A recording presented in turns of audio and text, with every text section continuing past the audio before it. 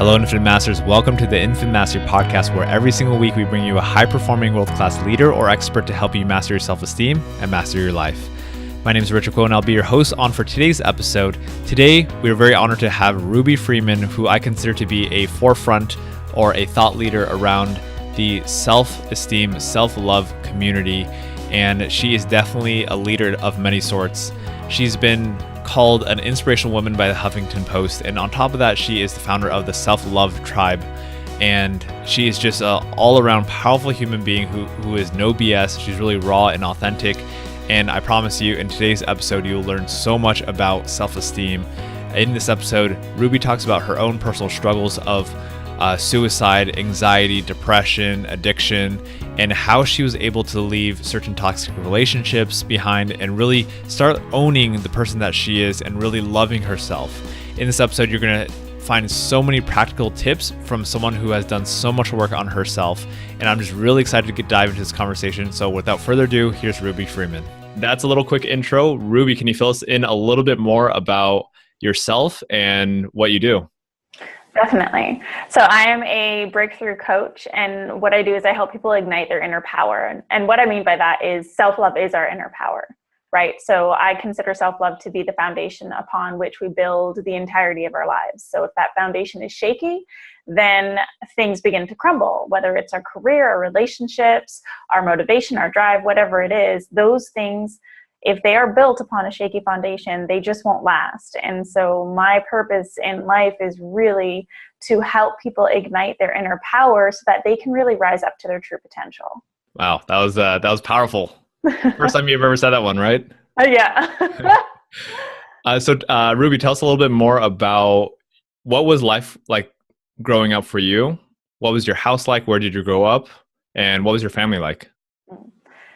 So my upbringing was really good, actually. I was raised in a family that was, I had a very hardworking father, and he immigrated here with my entire family. Actually, I was the first one to be born in Canada. That's where I was born and raised.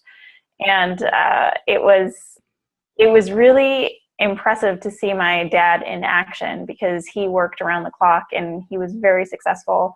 And he was able to give us everything that we wanted. However, what was missing for me was like the connection and receiving love in the way that I receive it. But at that age, you don't know these things, right? And I feel like the generation of my parents, they were among a class that, their biggest concern was to raise successful kids, because in their eyes, success equals safety, and safety equals love. That generation just wanted us to be safe and secure.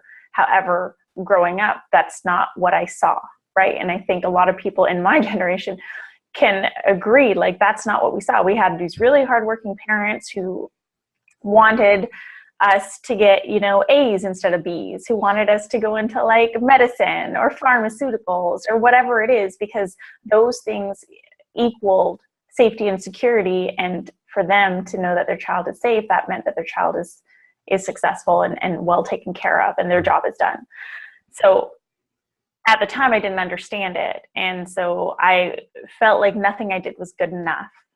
And it wasn't the fault of my parents. It was just something that's lost in translation that I think so many of us deal with. It is really that missing piece in the translation, where in those generations, we didn't communicate effectively, parents and kids. It was a lot of the parents telling us what to do and the kids rebelling. So I was the rebel in our family. I have two older brothers, but I was the rebel. I did everything wrong. I did everything behind my parents' back and got caught for it. I didn't have a sense of self or a sense of identity.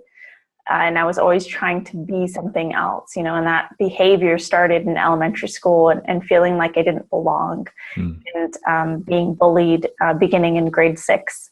And the bullying really fed into that idea of not being enough, so not being able to fit in. And that continued into high school, and not really having that outlet at home to be able to communicate about it or feel safe communicating about it, that made me shrink back even more.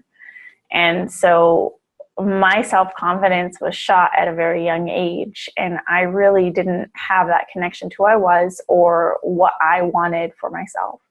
And so that just kind of blew out of proportion as I grew up, because when you have these sort of limiting beliefs, you attach yourself to any experience that's going to prove that belief to be right. Right. You're going to forget all the good, and you're just going to focus on all the bad things that are feeding this belief. And so that's what I did. And again, like, I had a great upbringing, and I was raised in a healthy home with two very loving parents. However, there was such a big missing piece in the translation, and that's where things really, they didn't align with what it is that I really wanted, and the ways in which I wanted to receive love and feel supported and feel accepted. And so I just kind of took that and ran with it. Wow. That's goodness. I just had chills the whole entire time you're explaining it, because that is exactly what I went through myself. Mm-hmm. And both my mom and dad, very loving parents. The only challenge, and something that you clarified for me right now, was this idea that our parents, sometimes there's a cultural or a generational something gets lost in communication. Mm-hmm. And that just helped me realize my parents really do love me. Mm-hmm. They just didn't show it in the way that I wanted the love to be. Right.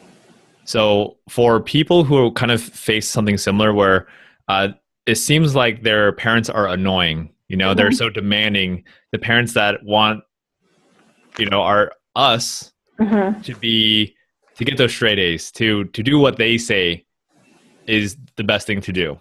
Right. What advice would you give to people who think their parents are annoying, and they think their parents aren't listening to them? So this is where we practice compassion, and it can be hard when we're growing up and when we're rebellious teenagers, because we don't care.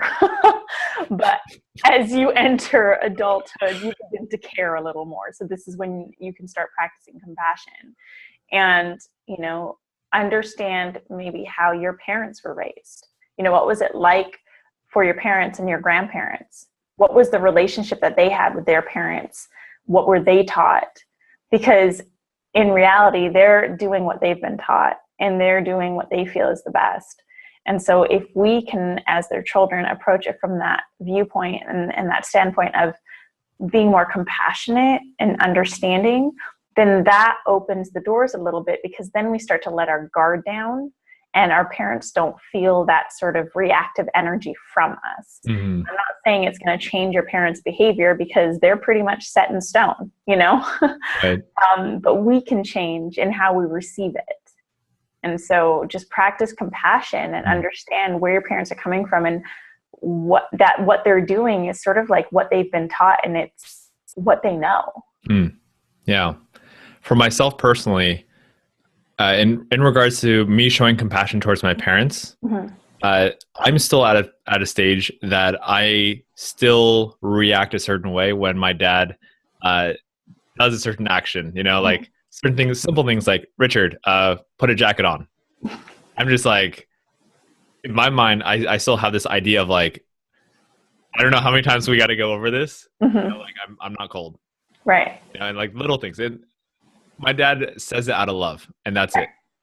Exactly. So I'm curious. I've done a good amount of work, but I'm still working on my journey. I'm wondering, for you personally, do you believe there's a place with enough development that we develop almost like a complete compassion for our parents, and we almost just let go of that frustration that we have, and those little thoughts of like, oh, the parent is the one who's frustrating, even though we know it's not the parent, but the actions that they do that frustrate us. Right. Yeah, that's a great question. I think that just comes in time as you start to grow on your own journey and develop yourself, like further develop yourself and who you are, and gain more confidence in who you are. Because to show compassion like that, it's really tough when you're still on that shaky foundation. So as you start to build confidence in yourself and start to gain that direction for yourself and feel good about it, and you gain that deeper understanding of who you are, that opens the doors to you, for you to begin to understand other people on a deeper level, with people like your parents. Yeah. Before we, I definitely want to dive into self-love, because that is your topic. And before I dive into that, I want myself and the audience to also get a chance to understand, what was it like for you growing up a little bit on a deeper level. Can you help us? Can you walk us through a time, like a really challenging, maybe even traumatic time in your life, just so we can kind of get a picture of the challenges that you've been through? And I think what helps is when we are able to relive and be there in the moment, see your thought process, what you were seeing, what you were feeling. Would you be able to share with us a moment or two? Definitely. But I'll have to give a little bit of context to the moment. So in my 20s, in my late 20s, in my early 20s was when my depression and anxiety got probably the absolute worst. At the age of 22, I believe, I was officially diagnosed with clinical depression, severe anxiety, and post-traumatic stress, as well as fibromyalgia. So all these things at the same time, diagnosed at the age of 22. That's a really hefty diagnosis for such a young person. And along with it came a very hefty dosage and mixture of prescriptions. So I was on 5 different prescriptions to manage all these different things. And my fibromyalgia was so bad that you couldn't even touch my hand without me screeching out in pain. So I developed an addiction to my prescriptions, especially the ones that really numbed me out, and had my first suicide attempt in my early 20s. From there, things kind of got a little bit better before they got really bad. I went off my prescriptions and started seeking natural remedies through a naturopath. But then I fell into the world of drugs, so recreational drugs. And that was in my late 20s. And that was when, the following 4 years were really a blur, because it was like night turning into day, day turning into night. It was just a lot of partying, a lot of drugs, a lot of alcohol, and really just medicating myself, because I didn't want to feel anything. And the drugs made me feel happy and strong and confident, and made me feel like I was in control, and when really I wasn't. So that led to 2012, where I hit, I say that I've hit multiple rock bottoms, because that's the reality, right? We don't just hit one. And so I hit one that was really, that was the one that really threw me into this new journey. And so in 2012, I hit rock bottom, ended a very abusive relationship, and I stayed at rock bottom for a while. So the following 8 months were me kind of hovering at this rock bottom place. When I left that relationship, I wanted to fix what was going on, but I couldn't let go of the drugs and the alcohol. And so I started taking better care of myself, eating healthier, going to yoga, going to the gym, but then I'd still go out and party all weekend. And I just couldn't let go of certain things in my life. What couldn't you let go of? I couldn't let go of the numbing out. It was too painful. I started yoga, and I think for the first 2 months, I would cry in Savasana at the end of every class, because it was too raw, and I didn't like feeling that, And all of this stemmed really from that lack of self-love, which is why I was in these types of relationships and doing the drugs. And so a few months after making these shifts and attempts, the universe literally knocked me off my feet. I was high at a nightclub, and I fainted and I went headfirst into concrete. And when I woke up, it felt like my whole body had shattered into a million pieces. Wow. I couldn't move my body. I couldn't move my fingertips, nothing. Wow. And it felt like forever, but it was only a few minutes when they finally got me up. I refused to go to the hospital because I was so high. And I ended up with a concussion followed by post-concussion syndrome, which is when you have concussion symptoms for a long time. So I had a concussion for about 2 months, and they found out that I had nerve damage in my brain. And I was also manic depressive, and manic depressive state is when you basically can't string two words together without crying. Wow. So my brain was completely fried, and it wasn't until they put me on nerve medication that I began to see more clearly. And I realized like that it was getting into a very dangerous zone. And so it became a moment of do or die. And I decided to get sober, at least off the drugs. And in fact, the prescription for my brain forced me to do that, forced me into sobriety. And that was really a big turning point for me, because I realized that in all that time, like I had control, those are all choices I made, and it's just an accumulation of choices. And the reason that I made those choices was due to this lack of self-worth. I was making these choices because I didn't feel worthy of having anything better. Right.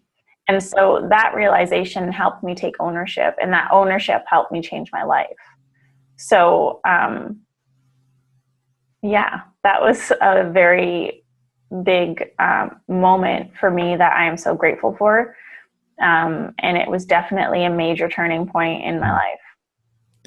How does someone who is stuck in this idea of like, I'm not good enough, I'm not worthy, make a decision to shift and choose, you know what, I'm going to do something different with my life?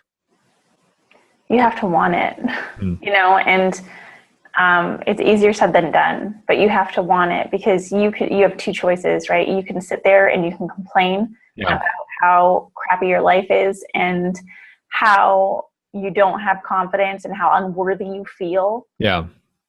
Or you could do something about it. And the doing part is so tough, because we're really, we're used to feeling like crap at that point. And so anything that takes us out of that crappy state feels very uncomfortable. Yeah.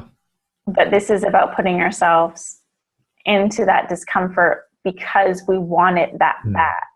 So the desire has to be there, the desire to heal, the desire to feel better, the desire to create a better life. Yeah. So what if I'm someone who is going through a hard time, and I had this idea, my life sucks. I'm not worthy. Why should I bother? I don't know if I want it, or I don't think I want it bad enough. Like Ruby is saying, I have to want it, but I don't really want it. So what do I do? So that's when you start to reach out, and I think that's one of the toughest things when you're in that state is you don't want to reach out. You want to isolate yourself. That's the first thing we do is we isolate. We isolate and we don't ask for help, when really that's what we need to do. And if asking for help is too tough, then surround yourself with good people. Yeah. You don't have to say anything, but just surround yourself with good people. Get rid of the people who are bringing you down. Get rid of the habits that are bringing you down. I mean, this is an active state. It is not something that can be shifted passively. Yeah. I think that's what people have to understand is it's like going to rehab, but not having the desire to get better. You're not, you could spend 6 months there and come out and you're not going to be better. Right. You're still going to be an addict because you're going to get out and you're going to, pursue those habits again. Yeah. You have to want it. You have to find a reason. So if you find yourself in that place of like, I don't think I want it bad enough, that's like, you have to focus on the good, or like focus back on what it is that you do want. Focus back on the little things that make you happy and just start there. Start somewhere. Yeah. Because if you give up on yourself, there's nothing that anyone can do that's going to help you. And I believe that everyone who is at that point, there is always still this like piece of hope, but they choose not to hold on to it because it's tough. Right. And I'm saying, like, hold on to it. Like, find that little piece of hope inside you. Find that little piece of you that's telling you to keep going, and really listen to that. Powerful. Mm-hmm. Goodness. I'm like, I'm wondering like what's moving me personally in this moment. Is it something that I've been through in the past, or is it something? I think it's a bit of what I can relate with in the past and in the present moment, where in our lives today, I'm sure you yourself, we all have good days, we all have bad days, and sometimes we struggle. Like, am I on this right path? Am I doing it right? Am I moving forward? And I think part of it is just holding on to that hope, that little piece on our low days that says, keep going. So, oh man, I had a question. I'm gonna let it go. Okay. Let's move forward from it. What advice would you give for someone who is struggling with self-esteem? Okay. So for someone who is struggling with self-esteem and they want to create a shift, the first thing you have to do is like change or shift up the people that you're holding closest to you. And the reason why I say start with this is because the people that we hold around us, they play a massive influence on our life, right? And so if there are people in your life that are feeding into the low self-esteem, those are the ones you want to let go of first. What are signs of people who are feeding into your low self-esteem? So those are people that when you're around them, they don't make you feel good. I mean, simply stated, that's it. Like, they don't make you feel good. And maybe there are people around you that you think are like annoyingly happy, because to you, happy is annoying because you're not happy. Those are the people you want to be around, So get rid of the ones or spend less time with the ones, or no time at all with the ones that are dragging you down, and more time with the ones that are lifting you up. And also start incorporating habits that make you feel good. So physical activity, I'm a big fan, whatever it looks like to you. It doesn't have to look like the gym. It doesn't have to look like yoga. Maybe it's running, maybe it's playing soccer, whatever it is, like get your body moving, because if you can change your physiological state, you start to shift, your spiritual, your mental, your emotional state as well.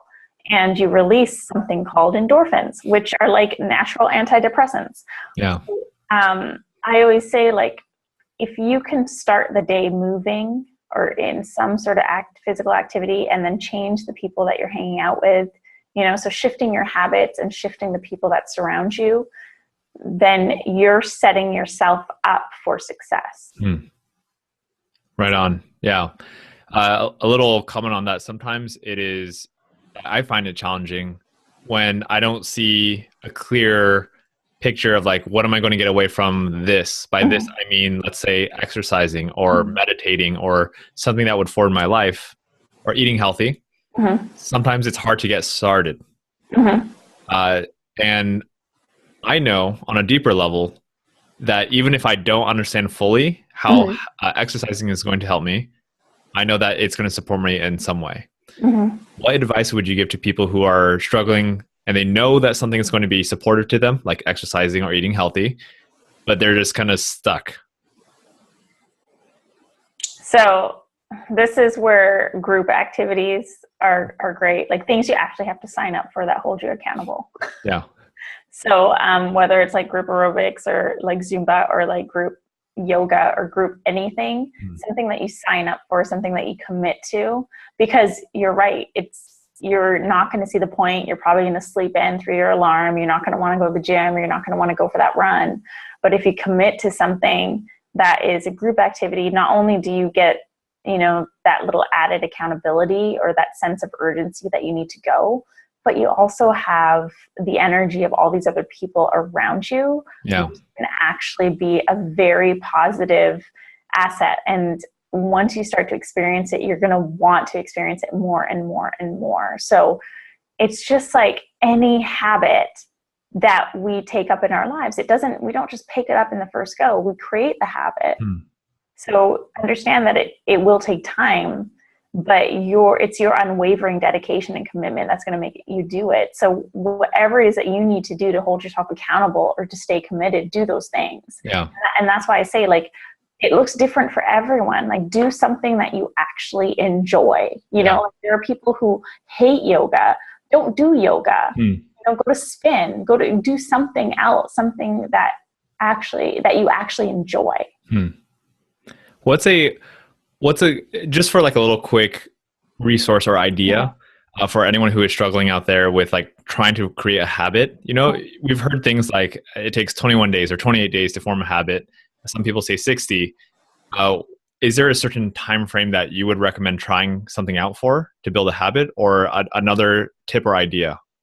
I think that varies for different people. And because here's the thing, is like, if you make a decision, like a real concrete decision today to make something a habit, it becomes a habit. Right on. Right. So you can create a habit in a second. Yeah. Or for many of us that may not be the case, but you just have to commit to it. Some people, it works. Like, I'll give a couple ideas. So for some people, it's easier to think short term because thinking long term is too intimidating. So rather than saying, I'm going to commit to this for 40 days or 21 days, say you're going to commit to it today, and then you commit to it tomorrow, or say you're going to commit to it for this week. And then once you're done, commit to it for another week and then another week. And you'll work your way up to that point. But the habit itself, like, you can do something every day for 40 days and still not have built a habit. You know, it's mindset too. You have to decide that this is going to be a habit that you're incorporating. But the reason why physical activity, like giving it some time and eating healthy, is because your physiology will begin to change.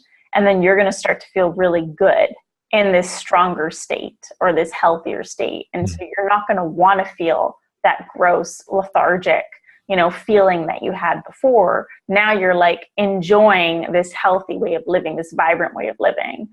So the results play a lot into it too. You know, like, once you start to reap the benefits of what you're doing, the other stuff doesn't feel so good anymore. Yeah. Right on. What would you say is your biggest challenge that you're going through today? My biggest challenge that I'm going through, that's a great question. I think it's in building my business. So I've built businesses before and I've had very successful careers. I've been very blessed in that area of my life. Not to say that I've enjoyed all of them. You know, I really didn't. This is the first career that I am building that is really my heart's work. And so I put a lot more emphasis and importance on it. So everything that I do and everything that I put out and everything that I create is really attached to my heart, which means that I am placing so much more importance on everything, which means that I create a high pressure environment for myself. So I think that's one of my biggest challenges that I'm working on overcoming is, you know, it's like this perfectionism nature because this is so damn important to me. Yeah. You know, because this is my mission. And so the perfectionism, I mean, that piece of me, sometimes that holds me back, right? Like, when you focus on perfecting everything, that actually holds you back. Right. So one of the things I've been doing lately is like just jumping, like just jump and just trust. Because the more that you start to jump, the more you realize like how infinite you really are, you know, and that the only person holding us back is us. And so for me, that comes into play with perfectionism. And I think a lot of people, especially I feel like people who have dealt with depression or addiction issues, like, we have this perfectionist nature because we're trying to perfect things in our life. Right. So when we let go of the bad habits, that doesn't mean we let go of the perfectionist nature. So for me, it's like that's probably one of my biggest challenges, but I have to say, like, it's not one that is holding me back. Yeah. It's something that I am conquering. Back in the day, when you're going through a lot of challenges, maybe this relates to today as well. How, give us an example of something in your past when you're struggling a lot with your self-esteem, loving yourself and all that. Tell us, what was one little decision that or voice in your head that was holding you back, that you knew like you wanted to do something, but you were wanting to have it perfect?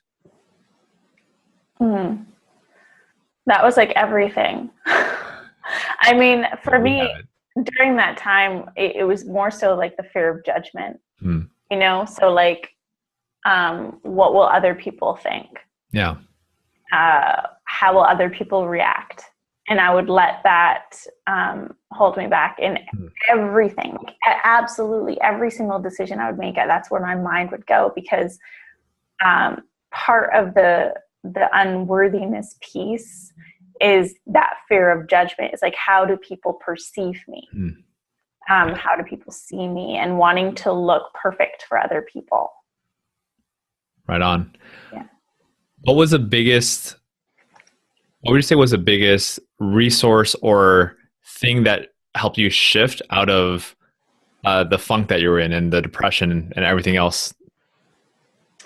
One of the biggest things was like a habit that I made, that I created for myself. So something that I did that I think everyone who suffers from depression does is we don't want to get out of bed. So we press snooze like 100 times. Yeah. Like you get up, the alarm goes off, and you're just like, oh my God, I don't want to get up. You press snooze. You just don't want to do anything. If you have a day off, like if you have no work, you have no sense of purpose. And I think people with depression have that a lot, is the lack of purpose. And that lack of purpose leads to a lack of direction, which leads to a lack of motivation, which means you have no reason to get out of bed. You have no reason to get dressed. You have no reason to leave your house. Yeah. And so for me, a habit that I created very early on was like, get out of bed. And it would be like, step 1, get out of bed. Step 2, go brush my teeth. Step 3, take a shower and get ready.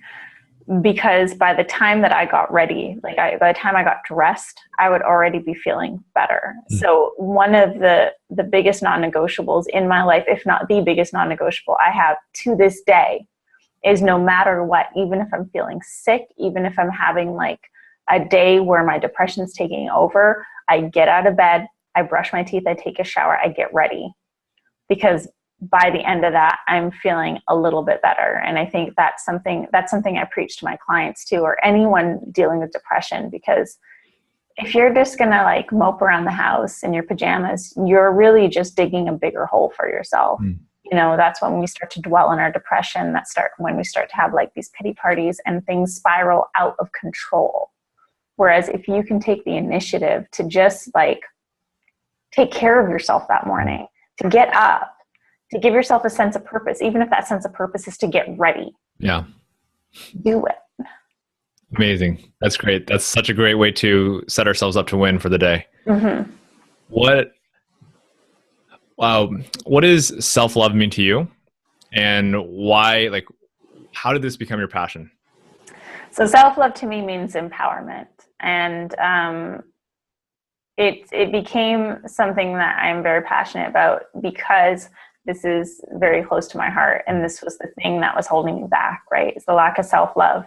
That was the reason for everything. Like everything in my life, the addiction, the abusive relationships, everything was because I didn't feel worthy. And I feel for so many people, they deal with this too. And if we can fix this, if we can boost our relationship with self, we then in turn boost all other areas of our life. Without the self-love, I would have never had dreamed of pursuing my purpose. I used to go by the title of self-love coach, and I shifted my title to breakthrough coach, because there's this misconception out there right now with media and social media where self-love is self-care. And what I teach is it's so much more than self-care. Self-care is a component. Taking care of like physical body and doing nice things for yourself. That's a component. Self-love is ultimately the relationship that you have with yourself. And like any other relationship, it's like how well you know yourself. Do you understand what you value? Do you understand what you need? Because when you get what all these things are and you really have a good, strong knowing of who you are, that is power. Because then you have that sense of direction. Now you know what it is that you're going for. Now you have a sense of purpose and you have that drive and motivation. So for me, self-love is empowerment. It's the relationship that you have with yourself and how well you know yourself. Beautiful. Thank you very much for that one. Thank you. So let's see. I'm curious myself, and I think a lot of people can benefit from the work that you do. I don't even think it matters how old you are, if you're a guy or girl, all that stuff. What resources do you have on your website that you would recommend or to people listening to this right now? So I have a few, I have my blog on my website and all my videos. So I always offer takeaways in all of those. So like you can get lost in there. I encourage you to get lost in my blog. I also have some free gifts on my website. There's one entitled Stop Settling, and it's a webinar that really helps you put an end to settling, but also helps you understand why you settle. Yeah. So yeah, head to my website, check out the blog, get lost in the videos, and, definitely download my free gifts that are available to you. And, just know that whatever it is that you are seeking, and I think this is really important to note, like, I think for people who have gone through depression or are living in that place right now or are struggling, I think it's really easy to get lost in the idea of like trying to find the answer. So we have a collection of personal growth books on our nightstand. Yeah. And we have these blogs that we read, and yet we don't implement and integrate. And that's the missing piece. And that in itself is the magic button. But again, it's like the active state versus a passive state. Yeah. So if you're going to go to my blog and you're going to get lost in my videos, and if you're going to download my free gift, do the work that goes along with it, integrate, implement. Yeah. That is how you shift. Absolutely. Yeah. And I'd like to hear your thoughts on this idea.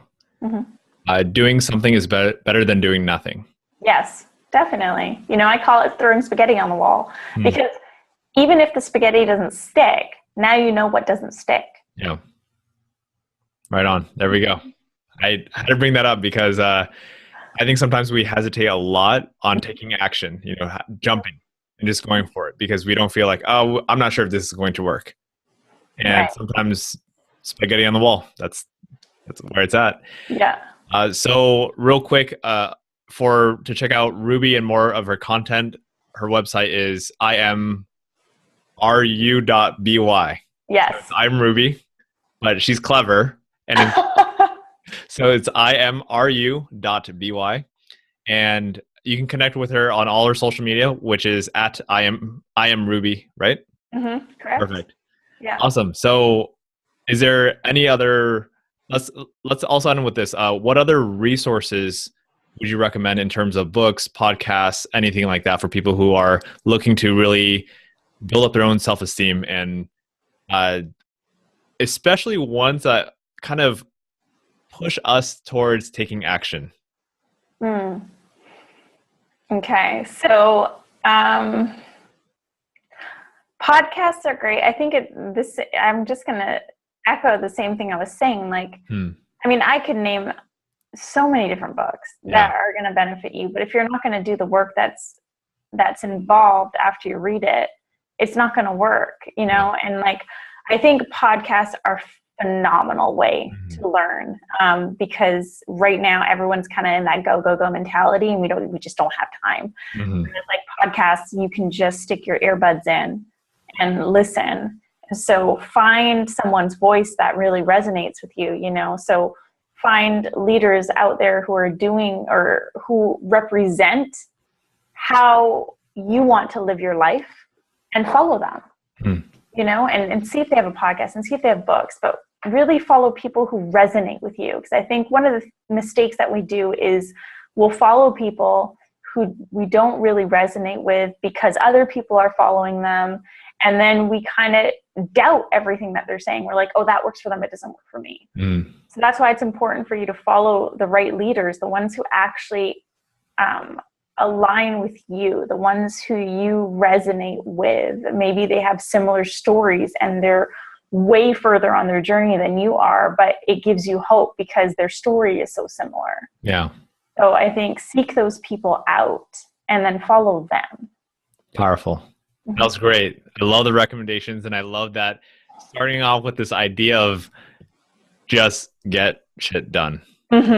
Just take action, because all this stuff, none of it matters unless we do something about it. That's beautiful. Exactly. Ruby, thank you so much for having us on. Before we get off, any final thoughts that you want to leave with anyone who's listening to this? My final thought is something that I like to leave everyone with, and that's really like own your shit. Take ownership of your life, really recognize it as your own and understand that your life is an accumulation of all the choices that you have made, all the decisions that you have made. So forget your circumstances, forget how people have treated you, and focus on how you've reacted and the choices that you've made and the decisions that you made. Focus on what you're in control over, because those are the things that you can change. And you can change those things to create a life that you really love. So own your shit and take responsibility. Wonderful. Thank you so much, Ruby. Thank you. Thank you so much for tuning into this week's episode of the Infinite Mastery Podcast. For more help on how do you build your self-esteem and more inspiration, check out infinitemastery.org, and be sure to subscribe to our email list because we shoot out emails every single Monday, and you're going to get a lot of great advice there. In addition, we have a private Facebook group, facebook.com/groups/infinite mastery, where you can discover more and connect with like-minded peers to build up your self-esteem and start owning the life that you desire. Thanks so much, and I'll see you next week.